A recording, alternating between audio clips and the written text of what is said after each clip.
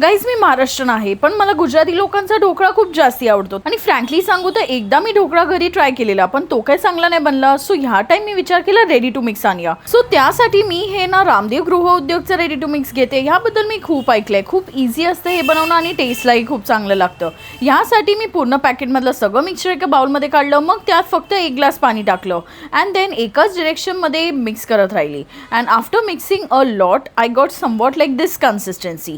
आणि या पॅकेट्सवर exactly method लिहिलं आहे की आपल्याला हे कसं बनवायचं आहे आणि ह्यात लिहिलेलं की 20 मिनिट्स आपल्याला हे स्टीम करायला ठेवायचं आहे. सो जोपर्यंत मी हे स्टीम करायला ठेवत होती, मी बाजूलाच आपली मस्त अशी आंबट गोड चटणी बनवली. सो ह्यासाठी आपल्याला चिंच आणि गुळाला मस्तपैकी गरम पाण्यात सोक करून ठेवायचं आहे. आफ्टर 15-20 मिनिट्स आपल्याला ते स्ट्रेन करायचं आहे आणि मग गॅसवरती ठेवून त्यात आपल्याला लाल तिखट टाकायचं आहे, धना जिरा पूड टाकायचं आहे आणि मीठ टाकायचं आहे आणि चांगल्यापैकी मिक्स केल्यानंतर आ चटणी इज रेडी. तोपर्यंत हे स्टीम पण झालेलं होतं आणि खरं सांगू तर 20 नाही 40 to 45 मिनिट्स लागले मला हे स्टीम करायला प्रॉपरली.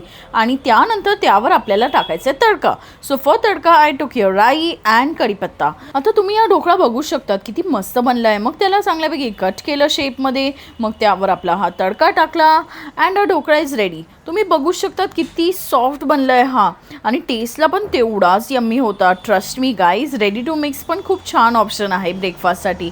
सो या do try and let me know. Bye, see you next vlog.